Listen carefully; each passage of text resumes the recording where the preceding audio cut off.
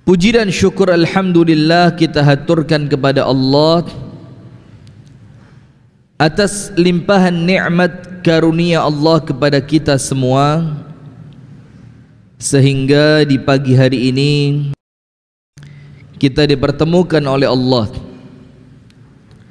dalam majlis yang mulia ini dalam rangka menjalankan salah satu di antara perintah Allah, yaitu talabul ilmi.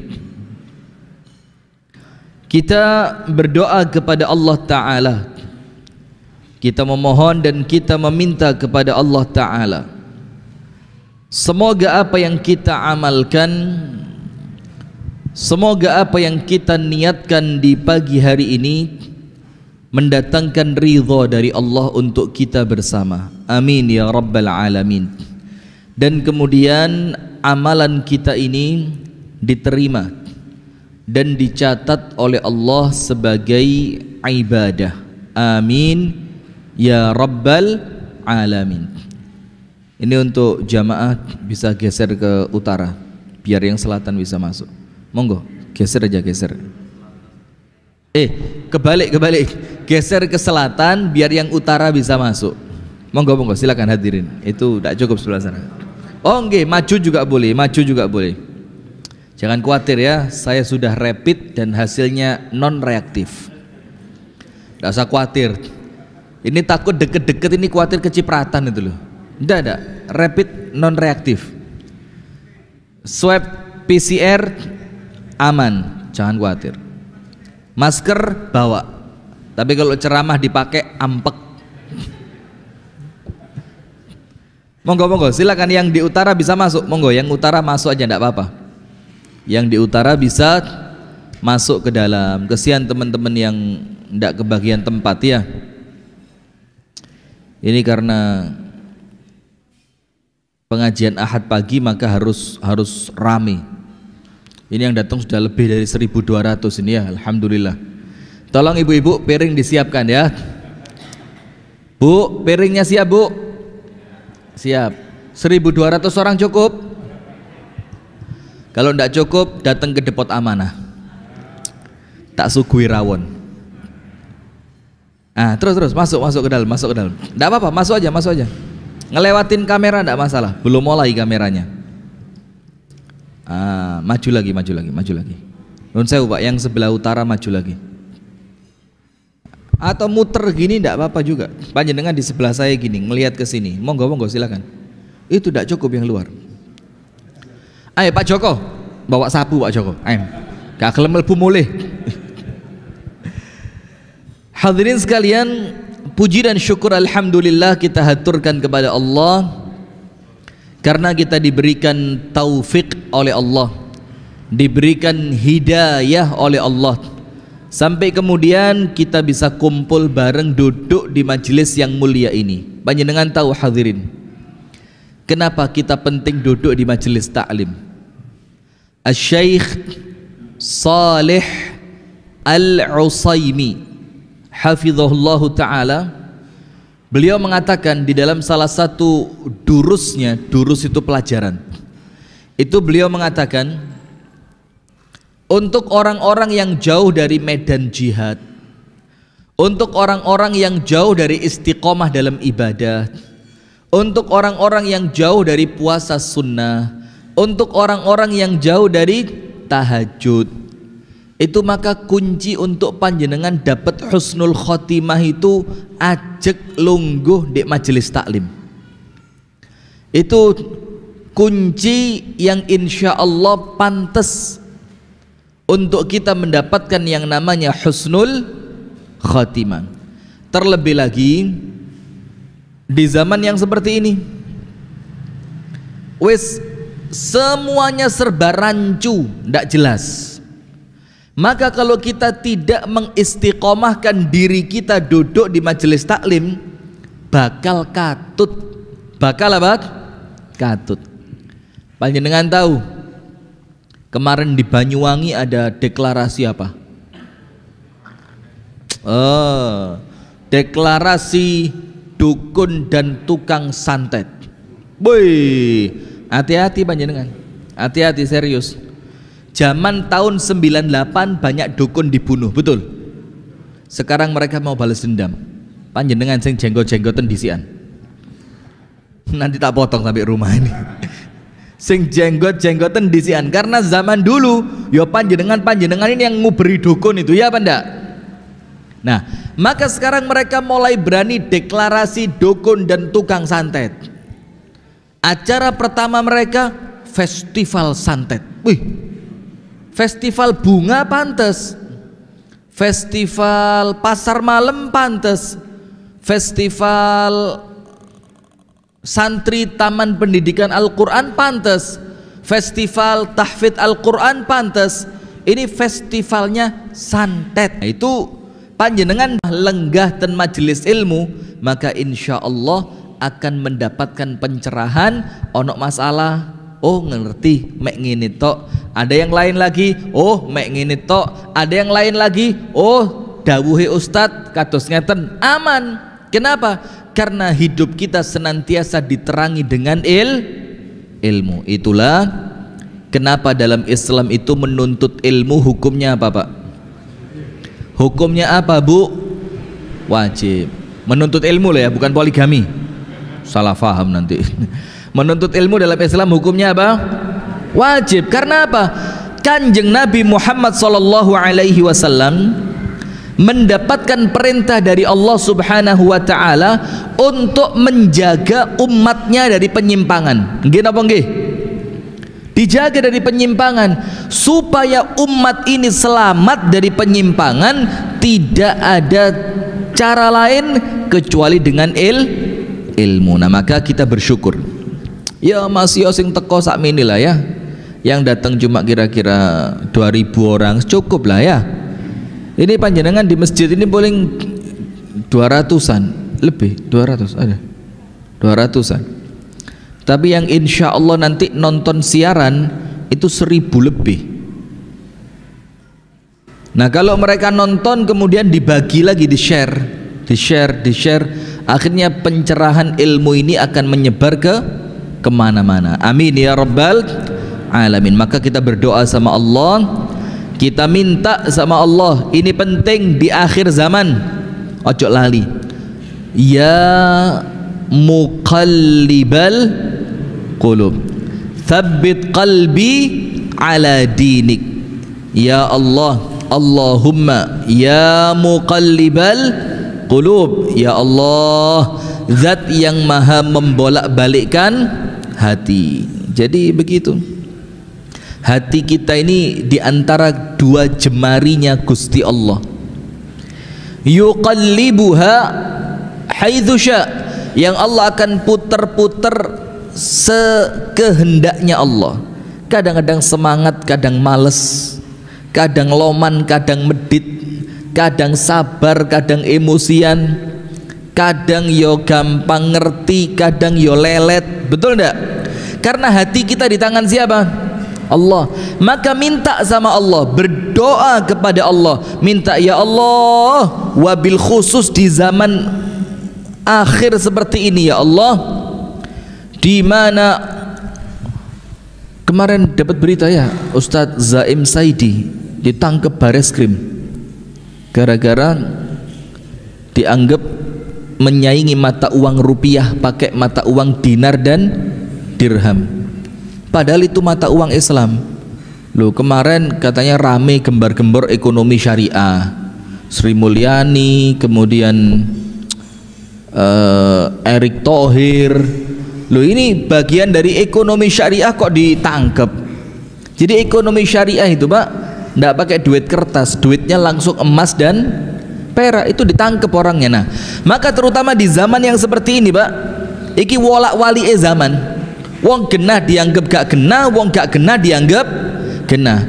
Penipu dianggap jujur, jujur dianggap penipu. Orang yang suka khianat dikasih amanah, orang yang amanah dianggap pengkhianat. Yo ini zamannya. Kalau kita tidak gondelan kepada Allah, kita tidak gondelan dengan sunnahnya Kanjeng Nabi Muhammad, abot Kalau ndak gondelan sama Allah sama Kanjeng Nabi pripun?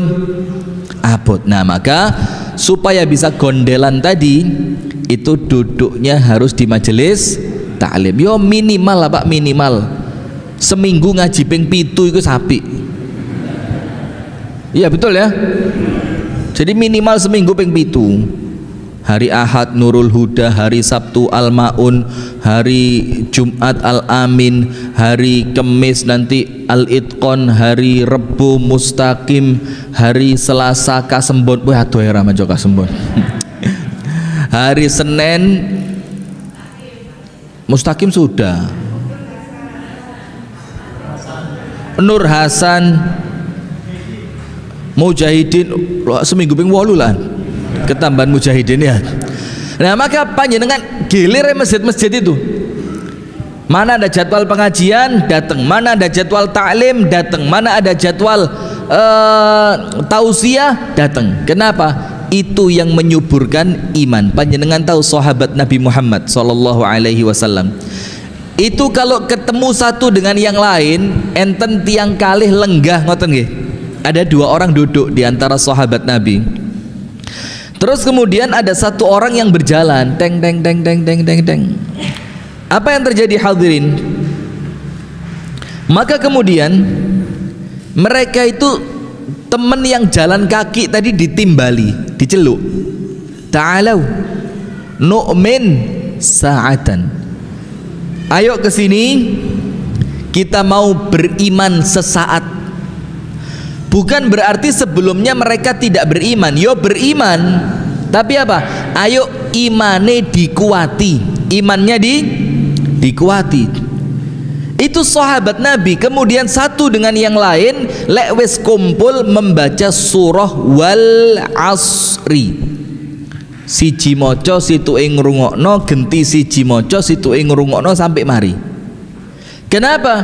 Karena diingatkan di sana innal insana lafi khusrin. Nah maka bismillah istiqomah terus duduk di majelis taklim. Dan saya senang memang Ahad pagi ini paling potensial untuk kajian keluarga. Itu hari Ahad pagi paling potensial.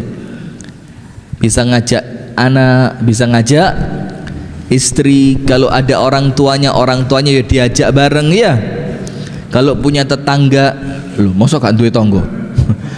Kalau tetangganya bisa diajak, ya ayo diajak ngaji bareng, karena biasa hari Ahad ini kan waktunya longgar ya. Nah maka panjenengan ajak, panjenengan ikut, panjenengan semangati supaya insya Allah iman kita terus bagus. Amin ya rabbal alamin. Kemudian berikutnya salawat beriring salam semoga tercurahkan dan terlimpahkan kepada suri tauladan kita, uswah kita bersama, Nabi besar, Nabi agung, An-Nabi Muhammad sallallahu alaihi wasallam, beserta seluruh keluarganya, beserta seluruh istrinya, beserta seluruh sahabatnya, dan seluruh di antara umat dan pengikutnya yang setia menjalankan sunnah, menjalankan tuntunan, dan menjalankan ajarannya ila yaumil qiyamah. Jangan kira Allah tak marah. Hati-hati. Judulnya apa? Jangan kira Allah tidak marah. Seperti biasa, judul yang buat Haji Riki, saya yang ceramah, mesti begitu. Judul sesuka dia, saya suruh capek cari materi. Masya Allah. Paling nggak tahu judul yang aneh-aneh di YouTube saya itu. DEKP. Mana orangnya? Sembunyi di mana Pak Haji? Oh sembunyi di belakang. Oh di depan. Di depan sini. Singitan. Ya wis lah. Insya Allah bagi-bagi pahala saya sama beliau nanti.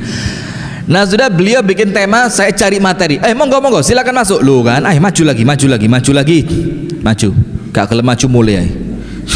Monggo Pak, itu tidak cukup sebelah utara Pak. Atau panjenengan ya masuk aja, masuk Pak Juli. Masuk Pak Juli, Pak ribut. Jangan bikin keributan di sini ya. Terus Pak ribut. Di depannya, di bawahnya kamera tidak jadi masalah itu. Asal panjenengan tangannya aja ngene-ngene. Silakan. Nggih. Bismillah. Monggo silakan masuk. Insyaallah mudah-mudahan masjid ini diperluas ya. Amin ya rabbal alamin. Ke utara, selatan wis. Hadirin sekalian yang dirahmati oleh Allah, jangan kira Allah tak marah. Panjenengan lihat sekarang bencana di mana-mana, betul napa boten? Saya dari Kasembon ke Malang hari Kamis yang lalu. Niat mau berangkat pagi tidak bisa. Gara-gara di Pait sedang longsor dan longsornya besar. Bukan cuma longsor, tapi kayunya ikut jatuh, itu Pait. Akhirnya saya berangkat ke Malang kira-kira habis zuhur. Mau masuk ke arah Selatri tidak boleh. Tujuannya mau ngindari longsor Pait. Karena di arah Selatri itu dikhususkan pickup buat sayur yang ke Pari. Kalau dua arah nanti jalannya tidak cukup. Dibilang sama yang jaga jalan, pun Pak niku sampun dibuka kok. Sudah berangkat saya. Ternyata antri macet 1 jam 20 menit gak obah blas. Sudah Pait beres. Jalan lagi Ngantang ada bekas longsor besar. Sebelum talang air, panjenengan kalau ke Ngantang apa namanya, Jombok atau apa? Talang air itu. Jombok itu dikumpulkan di sana, di kiri jalan, berarti di utara jalan ada kolingan susu itu dikumpulkan di sana kayu yang ikut longsoran. Panjenengan tahu bukan kayu utuh Pak, siso oyote tok. Kayunya kemana? Dadi kusen, jendela, meja hilang. Artinya dikumpulkan oleh mereka supaya masyarakat melihat iki lho deloken. Kayu nembok ketoki saiki sampean dikirimi lemah saoyote. Iya apa ndak? Sudah jalan lagi. Kira-kira menjelang Pujon ada lagi longsoran. Tanah ambles. Sampai Pujon itu sungai yang dalamnya lebih dari 15 meter itu airnya keluar ke jalan raya. Luweh 15 meter. Ndak tahu-tahu nih seumur hidup saya lihat air itu sampai bisa keluar. Saking gedene banyu. Ada pasangan suami istri yang hanyut 2 orang. Satu sudah ditemukan, yang satu sampai hari ini belum ditemukan. Kemudian masuk Batu. Sampai Malang menjelang azan maghrib dapat berita jalan ditutup kembali. Kenapa? Payung 2 longsor. Jadi lengkap. Kasembon Pait longsor, Ngantang longsor, Pujon longsor, Batu longsor. Adil apa mboten? Coba lihat. Kemudian daerah lain banjir, rob, nggih apa mboten? Jawa Barat, Jawa Tengah. Dan sebagian tempat Pak itu bukan guyon, tenanan Pak. Banyune niku kelire abang. Di Pekalongan itu, di Pekalongan di sebagian kampung air banjirnya warnanya merah, dan ini bukan hoax, asli. Getih menungso bukan. Pewarna batik itu yang disimpan di pabrik-pabrik, di rumah-rumah untuk mereka kemudian batik sambil centing itu kemudian kena air rob, akhirnya airnya berwarna merah. Jakarta, Sulawesi, Sumatera, Kalimantan, banjir boten? Kalimantan Selatan banjir. Apa artinya hadirin? Kita perlu hati-hati. Ini ojo sekedar dilihat fenomena alam. Hati-hati loh nggih. Hati-hati. Sumber Agung kan belum pernah banjir. Mudah-mudahan aman selalu nggih. Amin. Dereng nate gempa bumi yang besar kan? Semoga aman, amin. Belum pernah terjadi angin topan yang sampai atap rumah terbang kan? Belum. Kemarin saya khutbah nikah di Malang jam 9:30, pas setengah 10 itu teropnya dari seng Sama petugas teropnya ndak diikat itu seng-sengnya itu. Jadi lek usum angin kan ya ditaleni pakai kawat. Cek gak mabur. Itu sampai saya lari dari bawah terop. Kuatir lek sengi roto melisor. Anak saya bawa pergi. Kenapa? Angin luar biasa. Itu sengnya mangap gini. Wang, breng, wang, breng, breng, breng. Ini hadirin, jangan sekalipun panjenengan anggap fenomena alam biasa. Alam ini milik siapa? Alam ini milik siapa? Berarti yang menggerakkan semua yang terjadi di alam ini siapa? Berarti kalau ada angin besar, yang ngirim siapa? Ada rob air laut diangkat sama Allah, yang ngirim siapa? Hujan deras akhirnya banjir longsor, yang ngirim siapa? Allah. Tapi lihat, zaharal fasadu fil barri wal bahri bima kasabat aydin nas. Munculnya kerusakan di daratan dan di lautan itu mulai nampak kerusakannya. Kenapa? Bima kasabat aydin nas, dikarenakan tangannya manusia ngerusak. Panjenengan tahu di Kalimantan pembukaan lahan hutan itu Pak, bukan 100 hektar 200 hektar Pak, ribuan hektar. Panjenengan tidak bisa bayangin yo opo hutan ribuan hektar entek itu loh. Karena di Jawa ini ngomong 100 hektar itu aneh, betul tidak? Di tanah Jawa ini ngomong 100 hektar terus koyok taman apa gitu. Kalimantan Pak ribuan hektar itu diketoi, diganti apa? Yo diganti sawit dan yang lainnya. Menjadikan apa? Menjadikan alam ini dalam tanda kutip ya, bahasanya alam tapi aslinya Gusti Allah ini murka sama kita. Nah sekarang yang mau kita bahas, jangan dikira Allah tak marah. Sekarang lihat, saya akan bacakan satu hadis. Yang hadis ini muttafaqun alaih.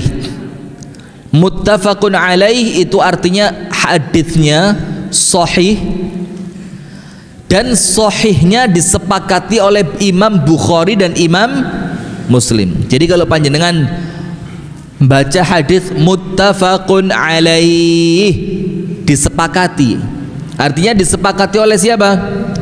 Imam Bukhari dan Imam Muslim.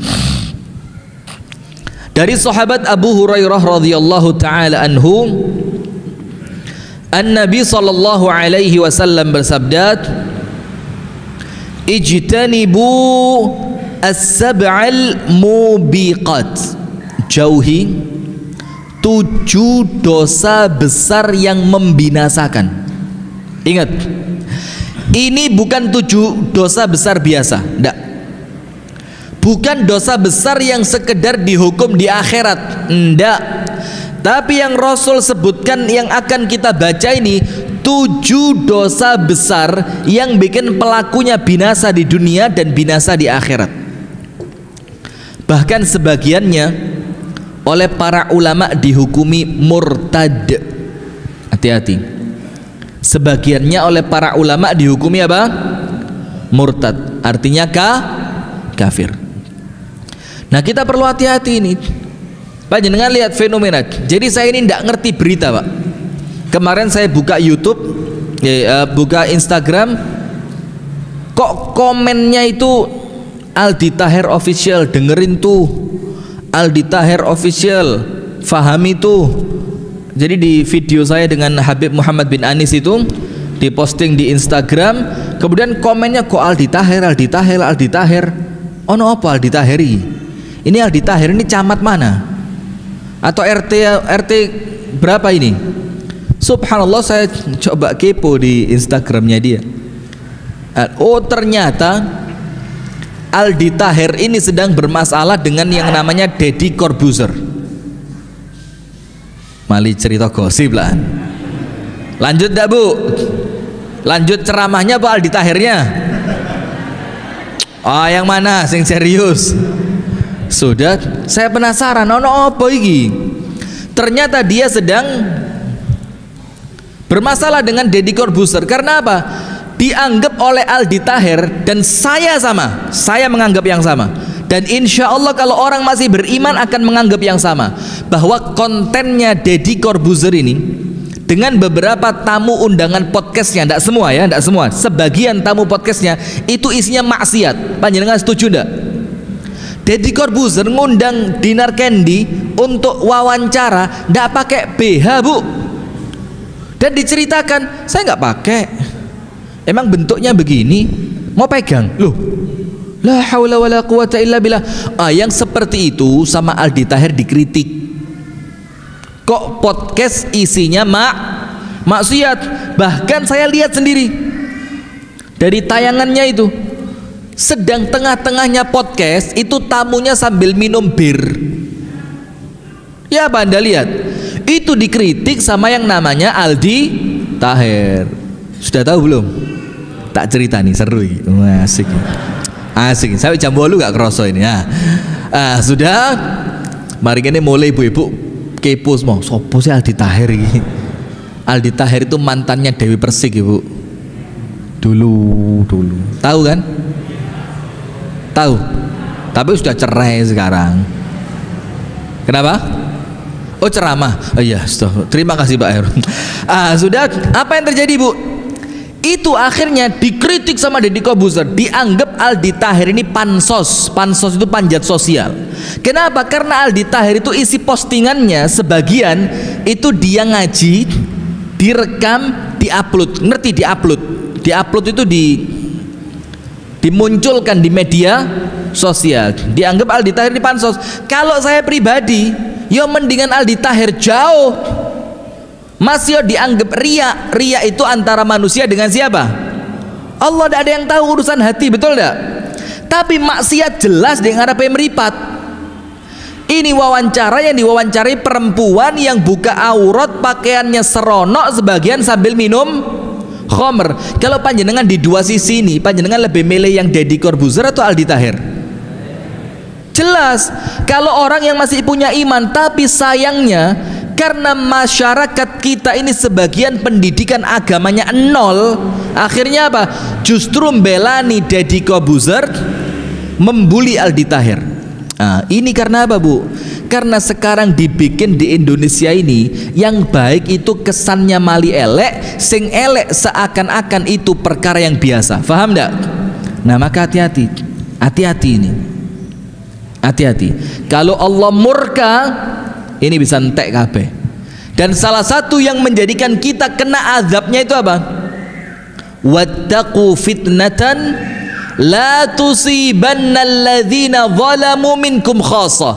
Takutlah suatu azab, hati-hati, Allah ngewedeni. Takutlah suatu azab, suatu bencana yang kalau bencana itu Allah kirim, itu yang kena bukan cuma orang yang zalim saja, tapi semuanya kena roto. Kenapa Ustadz? Disebutkan oleh para ulama, kenapa orang baik kok yo kena azab, ahli masjid kok yo kena azab, ahli poso yo kok kena azab, ahli ngaji yo kok kena azab. Apa para ulama katakan? Li'annahum taraku al-amra bil ma'ruf wan nahya 'anil munkar. Karena mereka yang soleh ini seperti panjenengan ini ndak mau amar ma'ruf nahi munkar, dijarne. Panjenengan lihat, ada orang dangdutan, penyanyi dangdutnya pakai rok mini, roknya sampai didukuri udel, saking minine itu loh. Nanti lewes mulai kisinan dipelorot menisor maneh. Nanti lek joget gak kerasa munggah nang dukure udel maneh pelorotnya. Itu panjenengan berani ndak bubarkan itu? Berani? Ndak berani. Ndak berani. Atau minimal orang yang lagi joget sampean bisi, ngerokok. Berani? Atau perempuan yang sedang joget tadi sambil pakai rok mini tadi sampean bisi, gak mlebu surga kapok kon. Berani ndak? Nggak berani. Kita tinggalkan amar ma'ruf nahi, seakan-akan alah jarno ngurusani wonge, yang penting aku wong api, kono rusak ya ben rusak. Nah ini meninggalkan amar ma'ruf nahi munkar, ini yang menjadikan orang itu kena azab semua. Sementara sebagian kelompok ormas Islam yang melakukan amar ma'ruf nahi munkar sekarang dijadikan musuh bersama. Nggih napa nggih? Seakan-akan kalau orang itu memberantas kemaksiatan, memberantas minuman keras, memberantas perjudian, memberantas LGBT, ngerti? Di Batu itu, di Batu gak usah ado-ado. Dan saya yakin pare banyak. Itu sak kamar mandi pemandian air panas isine wong lanang 11. Loh, guyu. Tahu ngapain itu? Ini bukan adus bareng, Bu. Hombreng. Maho. Bahasa saya baru tahu maho ya kemarin itu di grup WA. Maho. Saya kira opo ini. Saya kepikirannya mayo, mayonnaise itu loh. Maho, po ono mahones apa-apa. Ternyata maho itu nama orang-orang homo-homo itu ya. Nah, di Pare, dokter yang cerita sama saya, yang langsung nangani, saya tidak mau nyebut namanya, panjenengan kenal semua. Yang langsung nangani, itu mengatakan anak-anak umur SMA, itu mohon maaf ya, dubur belakangnya rusak. Karena apa? Senengane hombreng. Nah kalau seperti ini kita biarkan, Bu, yang ini sing dadi Allah murka.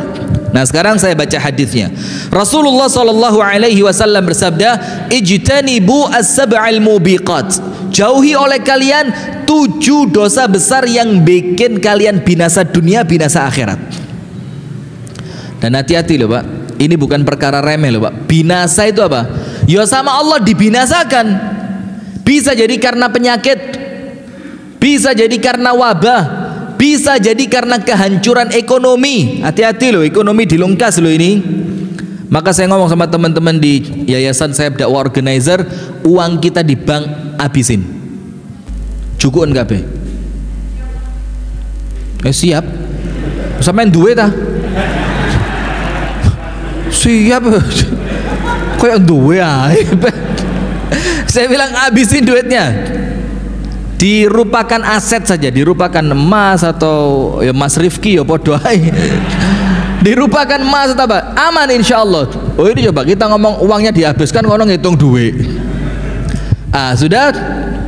Kenapa hati-hati? Dilungkas ini. Kenapa? Binasa karena ekonomi. Ini azmah. Azmah itu artinya krisis. Ini krisis. Dan negara kita mulai kentekan duit, Pak. Sampai uang wakaf mau diambil. Yang ngakunya bermadhab Syafi'i, yang katanya madhab mayoritas di Indonesia yang diakui adalah madhab Al-Imam Asy-Syafi'i, tapi minta wakafnya tunai. Anda cari ulama Syafi'i yang mulai zaman Imam Syafi'i masih kecil sampai zaman nanti kiamat, tidak akan ketemu madhab Syafi'i yang mengatakan boleh wakaf uang. Tidak ada.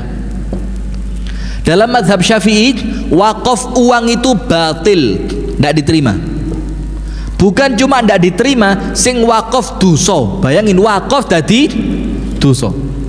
Sementara Ibnu Taimiyah, Imam Ahmad Ibnu Hanbal mengatakan boleh wakaf uang. Tapi sayangnya kan madhabnya bukan madhab Syafi'i, madhab fulus iki lho.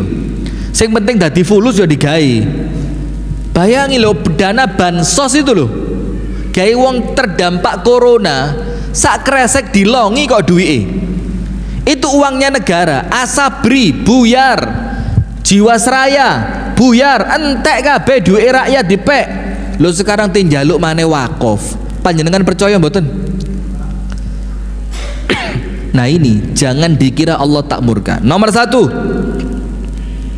apa 7 dosa besar yang bikin orang itu binasa? Dan boleh jadi binasanya karena bencana. Iki dilungkas iki. Likuifasi, tahu? Tanah moro-moro melaku dewi. Ini sumber agung kira-kira gitu. Kira-kira, dan mudah-mudahan tidak. La qadarullah. Amin ya rabbal alamin. Likuifasi itu lemai moro-moro melaku dewi, Pak. Iku omah melaku bareng jrum. Dan itu kejadian di banyak tempat. Karena memang Indonesia ini memang tanahnya itu tanah gerak. Gak ajek gitu, enggak. Nomor 1, yang paling berbahaya di antara 7 dosa yang mendatangkan murkanya Allah, asyirku billah, syirik kepada Allah. Coba lihat, dosa nomor 1 yang membinasakan apa, Pak? Syirik. Di tempat kita syirik enten apa mboten? Ndak usah jawab banyak. Enten apa mboten ngoten mawon lho. Enten nggih? Enten. Dan saya terus sampaikan, dan mudah-mudahan ndak apa-apa, mudah-mudahan saya ndak dikriminalisasi, mudah-mudahan selamat, ndak ono sing laporno macem-macem ya. Kediri, Blitar, Tulungagung, Galek.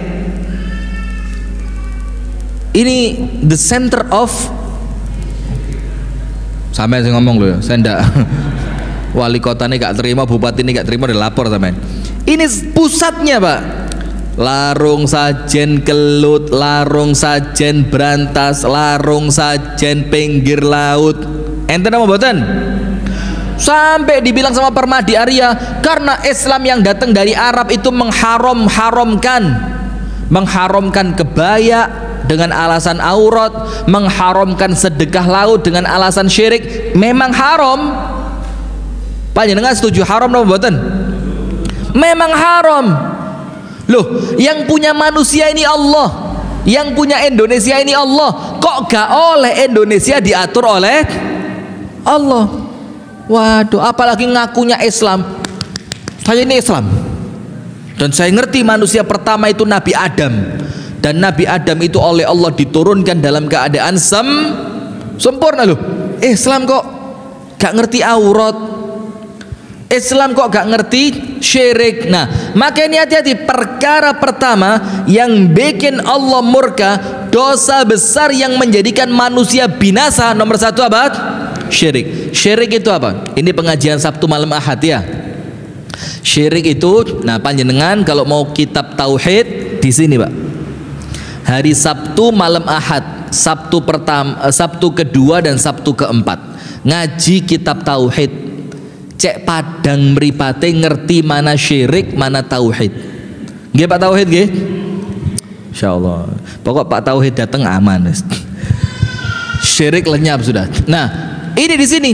Apa syirik itu? Sing paling gampang ngeten.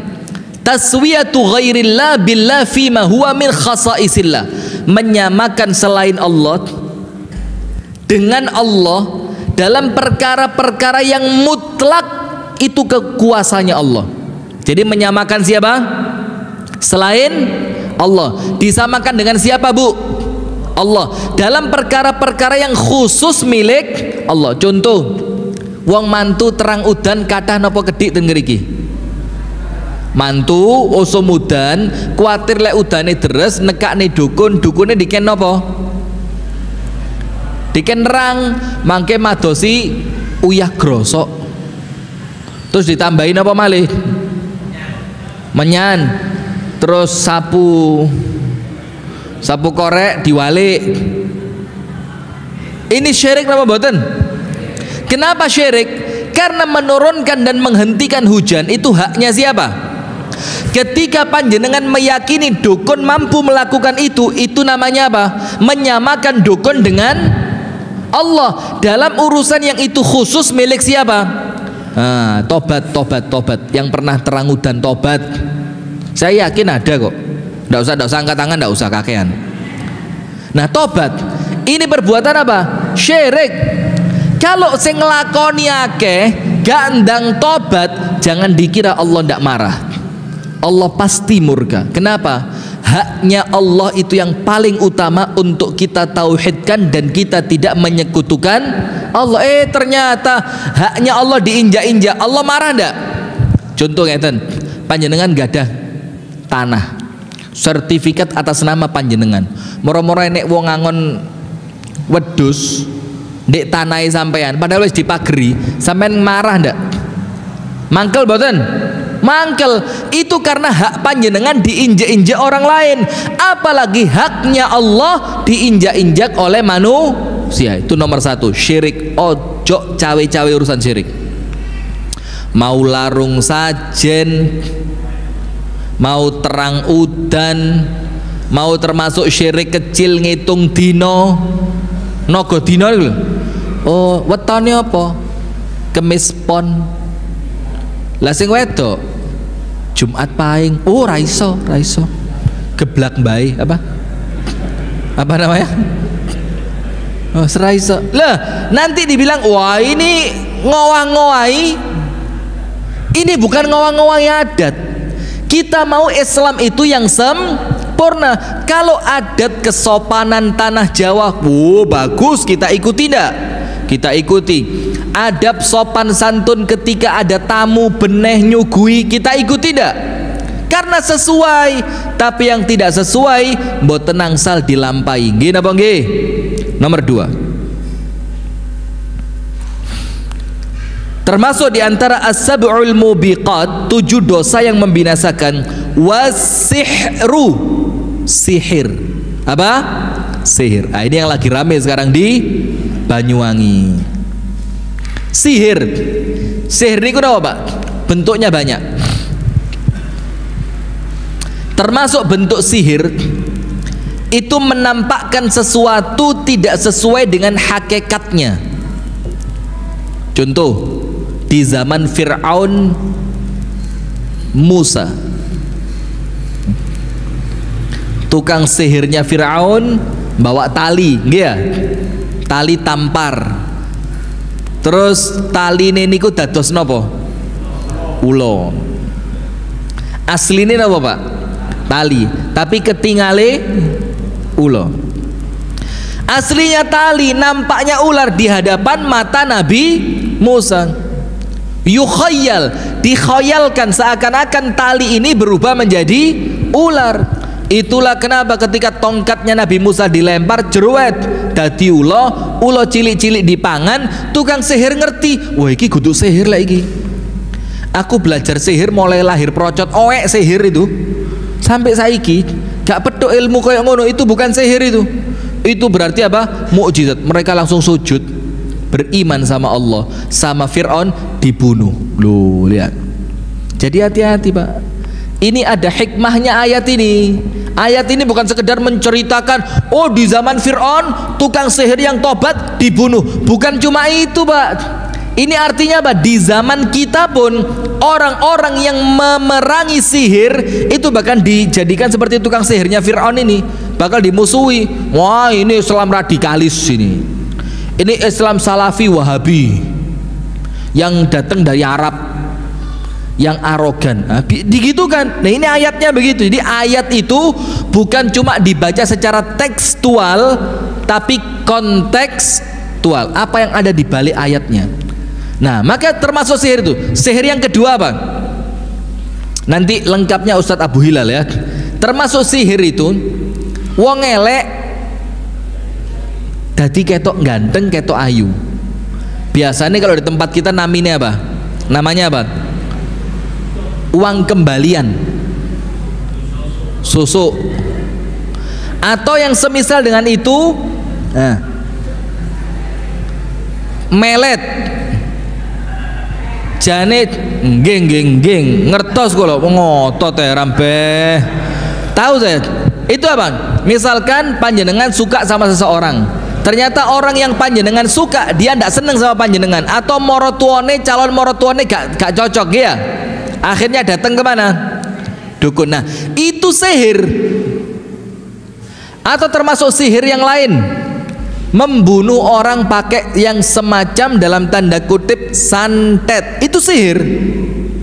Dan panjenengan, Pak, jangan kaget. Biasanya kan gak tahu ndelok, mboten nate ningali ya, tiang muntah paku. Kok ora mungkin ora. Oh iku lak ceritane anu ae, ceritane dukun. Ah iku ceritane Abu Hilal iku. Ra enek. Saya pernah ngelihat, Pak, depan mata kepala. Muntahnya paku, buang airnya paku. Padahal gak tahu mangan paku. Ya beda lek nang tokone Gendi situ. Gen paku 2 kilo.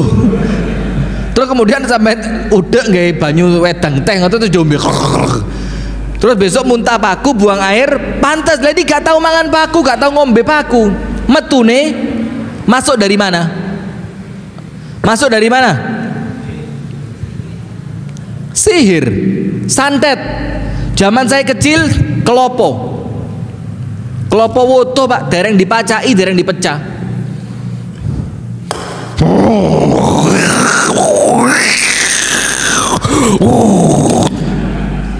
Cret, isinya permen.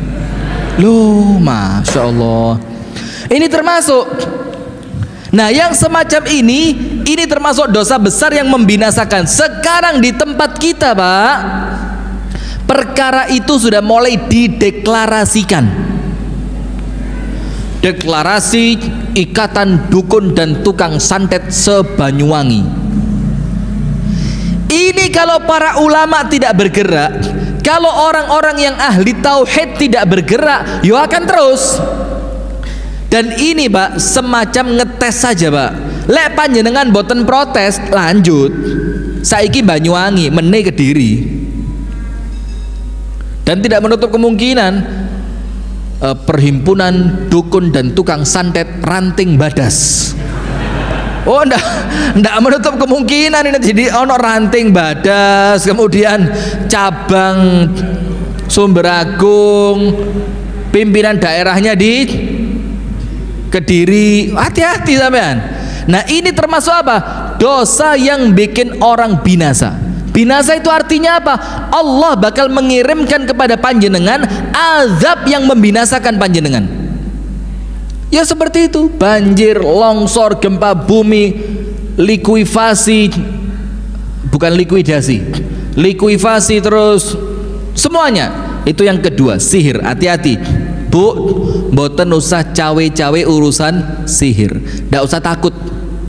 Allah Ta'ala berfirman, inna kaida syaitani kana dha'ifa. Tipu daya setan itu apa? Dhaif, kecil, gampil, remeh, lemah. Panjenengan cukup menjelang tidur baca 2 ayat terakhir surat Al-Baqarah. Itu jin kampret, jin pelet. Siapa yang di YouTube Bustomi itu? Ujang Bustomi, ya, itu suruh masuk aja itu.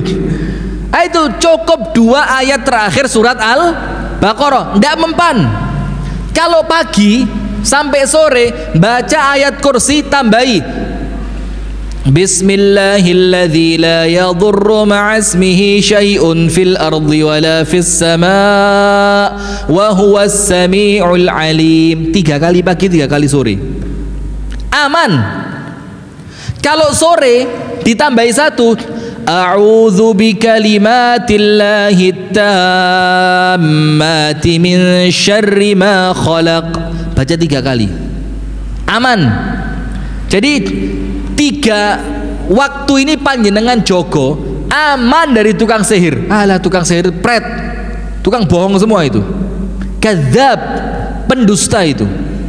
Ndak ada, Pak. Lek tukang sihir iku tenanan nenek, Pak. Yo gak mungkin melarat. Lain yang dateng uang jaluk sogih lo kono melarat. Ada lagi di Facebook dijual keris penglaris, jimat anti melarat, akik penarik rezeki, dijual murah karena lagi butuh uang. Loh, ya apa?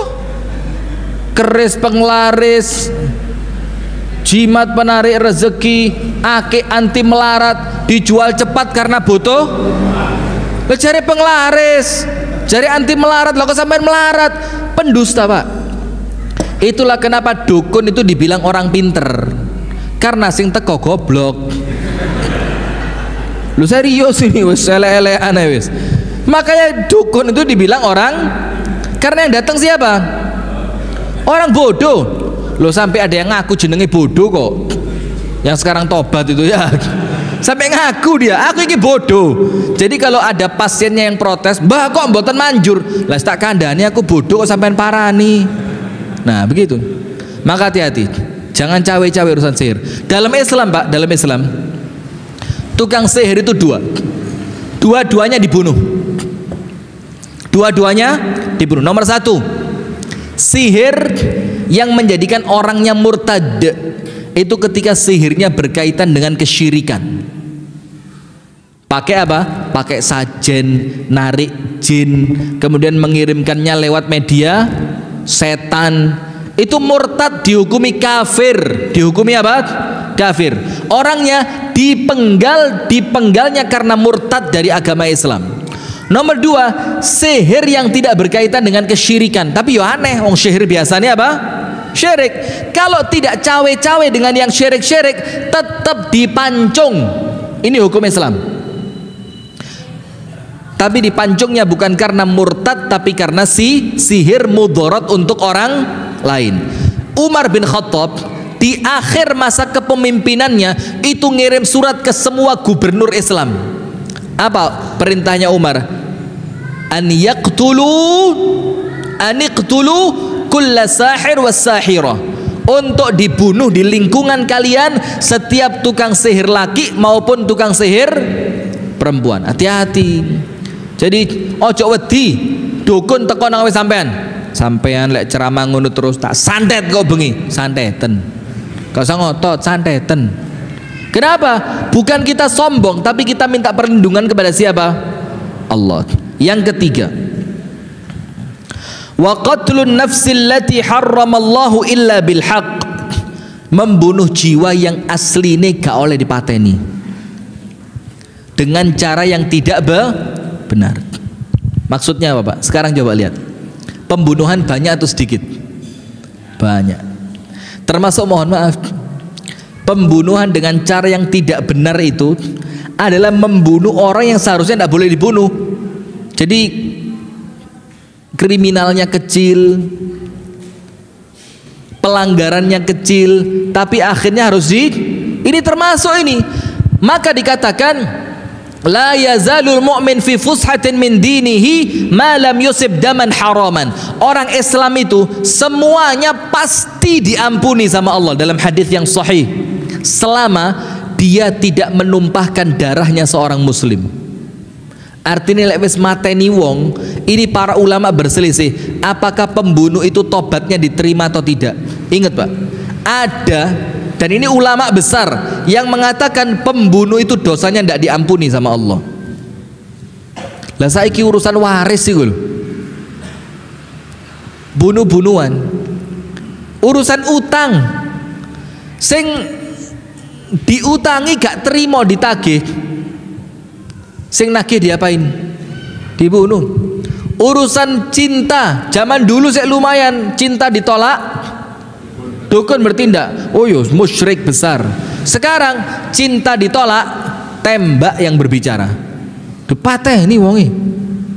Siapa ini? Nah, maka ketika jiwa itu mulai murah, ini hati-hati, tanda dekatnya kiamat. Apa Allah, Rasul katakan salah satu di antara dekatnya tanda dekatnya hari kiamat, al-harj. Al-harju. Harj itu apa? Banyaknya pembunuhan. Banyaknya apa? Pembunuhan. Kita buka TV tiap hari, coba buka TV. Tidak ada berita kecuali mesti ada pembunuhan. Apalagi zaman dulu Buser patroli. Terus apa lagi? Yang acara TV itu SCTV Buser, Indosiar patroli. Terus yang lainnya RCTI Bang Nabi. Wah, hafal semua ya, Masya Allah. Hobi ya, waspadalah. Bang Nabi. Tidak ada berita kecuali mesti ada apa? Pembunuhan. Pembunuhan berencana, pembunuhan karena perampokan, pembunuhan karena unsur dendam, pembunuhan karena warisan, tiap hari. Dan itu hadirin dosa yang ojo dicedeki. Nomor satu, jangan sampai syirik. Nomor dua, ojo cawe-cawe urusan sihir. Nomor tiga, jangan sampai membunuh. Ustadz, alah mungkin lah aku mateni. Bisa. Umar mengatakan apa? Lau ijtama'u ahlul Yaman ala qatl rajul wahid laqataltuhum jami'an. Termasuk membunuh itu apa? Menyetujui pembunuhan, ikut serta ngewangi, apa bahasanya itu, kerjasama untuk membunuh satu orang. Apa Umar katakan? Kalau wong sak Yaman, negeri Yaman itu membunuh satu orang, apa yang terjadi? Wong sak Yaman kabeh tak pateni, karena ikut campur dalam pembunuhan dihukumi sama seperti hukumnya pembunuh. Maka hati-hati. Jadi panjenengan kalau ada urusan-urusan pembunuhan, ojo sampai meridhoi orang yang membunuh. Jangan sampai panjenengan mengiyakan orang yang membunuh. Termasuk misalkan yang melakukan itu aparatur negara. dalam keadaan belum jelas mana yang benar mana yang salah. Jangan sampai nulis komentar, memberikan komentar lisan, tulisan ataupun apa, mengatakan kami bersyukur dengan matinya 6 orang teroris. Loh, hati-hati, tidak boleh. Yang keempat, wa aklur riba, memakan riba. Hati-hati, di Kediri Pak, saya lihat sendiri ada pengajian sponsornya riba. Pengajian Pak, sponsornya Bang Pritil. Dan bukan cuma itu, nanti di pintu gerbang ketika pulang ngaji disukani brosur pinjaman ringan, pinjaman tanpa jaminan, bunga rendah. Itu di pengajian. Nah sekarang yang semacam ini wake. Dan panjenengan hati-hati Pak, urusan riba ini membinasakan. Saya mau tanya, lek gak wong Cino angel, lek gak wis kadung sugih angel, orang yang sukses ikhtiar usaha dari hasil riba mana ada? Dan rata-rata sekarang kan ada kelompok itu yang namanya ex bank atau pengusaha anti riba atau yang semisal dengan itu. Itu setelah mereka tobat mesti ceritanya apa? Ketika saya masih bergelut dengan pinjaman bank, ono ae masalahku, sing anak loro, bojo kecelakaan, sing mobil mogok, uang diembat sama karyawan, yang kemudian usaha barang gak sampai tempat hilang. Ada saja. Karena ini Rasul katakan ini riba termasuk dosa yang bikin orang binasa. Lalu mereka cerita, setelah saya tobat, tapi tobatnya inget loh ya, utangnya kudu dilunasi. Saya tobat riba ini. Utangmu piro? 400 juta. Tak tinggal be aku, riba kok. Loh, ngawur ini.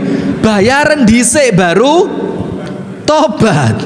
Nah setelah tobat, utangnya lunas, bikin usaha kecil-kecilan, sukses. Kenapa? Hartanya sama Allah diberkahi. Maka hati-hati Pak, ojo cawe-cawe urusan utang bank. Mau bank tetel, saya bendina, Mbak Yu, boleh Bu? Mbak, pura-pura kano, ibumu singitan di endi, ten wingking, pewarani, Mbak, lu singitan, Mbak Yu, boleh Bu? Nah, sauwek susuntek. Ini riba, ketoke remeh, tapi dosanya termasuk dosa besar yang membinasakan. Bahkan orang yang makan riba itu dikatakan salah satu dalil tentang dosanya riba itu seperti menzinahi ibunya sendiri. Nun sewu, angkat tangan yang masih punya utang di bank, angkat tangan. Mudah-mudahan cepat lunas. Angkat tangan. Raine, kok ndak yakin saya? Iya. Menjaga privasi ya. Kita jaga kehormatan masing-masing ya. Termasuk bank tetel yang kelilingan kampung, kelilingan pasar. Hati-hati, jangan cawe-cawe. Ingat Bu, utang itu ndak nambahi harta. Serius ini. Utang itu ndak nambahi apa? Harta. Allah kasih buat panjenengan itu sudah cukup. Cuma sayangnya kadang-kadang panjenengan gaya hidupnya lebih saja. Mali rasane koyok gak cukup. Asli nih kalau panjenengan kona, insya Allah cukup. Yang berikutnya, wa aklu malal yatim, makan hartanya anak yatim. Itu yang saya sampaikan jauh-jauh hari di masjid ini. Ingat saya, awal saya masuk Nurul Huda, saya katakan apa? Orang kalau ikut ngurusi anak yatim, uangnya dari awal kudu dipisah. Wes, iki duitku, duit bojoku, duit anakku. Iki duit arek yatim, harus dipisah dari awal. Kenapa? Kuatir lek kecampuran celaka panjenengan. Makan hartanya anak yatim. Itulah teman-teman yang mengurusi panti asuhan, mengurusi yatim piatu, mengurusi yang semacam itu kudu teliti banget. Bahkan lek perlu panjenengan torok lebih bagus, lebih aman daripada panjenengan bati. Kuatir apa?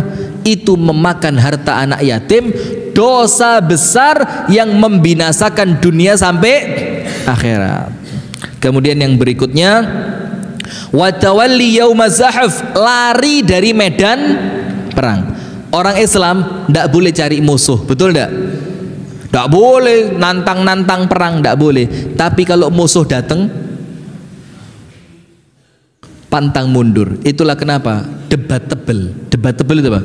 Bisa diperdebatkan. Kalimat yang begini, banyak kan tulisan-tulisan begini, sudahlah kalau perampok masuk ke rumah kamu, wes biarin saja, yang penting nyawamu selamat. Itu bisa jadi benar, tapi yo ono salai. Kenapa? Rasul bersabda, barang siapa mati mempertahankan hartanya, matinya mati apa? Mati syahid. Berarti terhormat apa enggak? Lah kalau terus digembar-gemborkan seperti itu, lek ono rampok mlebu mbarno ae rapopo, sing penting nyawamu selamat. Ya suwe-suwe dadi rampok kabeh. Kenapa? Tuan rumahnya licik, tuan rumahnya pengecut. Jangan lawan, mati syahid. Itu harta halal Anda itu. Ngelapor polisi durung karuan kok. Iya apa enggak? Tapi repotnya sekarang mateni rampok di penjara. Yo, belum rampok dipateni di penjara. Loh kalau saya gak mateni saya dipateni. Tetap jangan membunuh. Loh, lah terus piye? Yo, jangan membunuh. Lah terus aku mati. Yo intinya jangan membunuh. Nah itulah Pak. Kalau dalam Islam tidak begitu. Kalau memang panjenengan itu dalam keadaan diserang, orang ingin ngambil harta panjenengan, Islam mengajarkan lawan. Kalau panjenengan menang, panjenengan beruntung dan panjenengan tidak dihukum.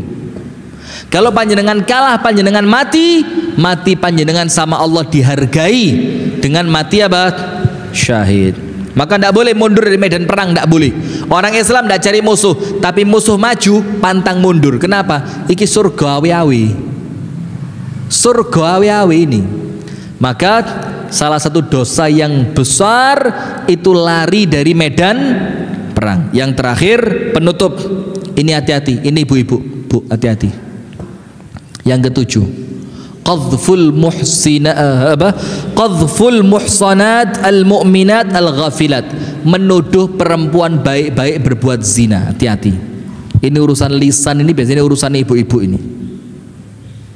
Dalam Islam, panjenengan baru boleh mengatakan perempuan itu zina setelah panjenengan dengan mata kepala sendiri ningali nggawa konco telu. Bawa teman berapa? 3. Satu orang boleh? Tidak boleh. Dan maaf, dalam ilmu fikih melihatnya itu Bu, bukan ngelihat turu bareng, enggak. Dalam Islam menuduh perempuan berzina itu ngelihatnya apa? Ngelihat kemaluan laki masuk ke kemaluan perempuan. Angel apa gampang? Angel. Karena apa? Islam jaga kehormatannya orang, gak oleh sembarangan. Woi, iki mek desas-desus RT 12.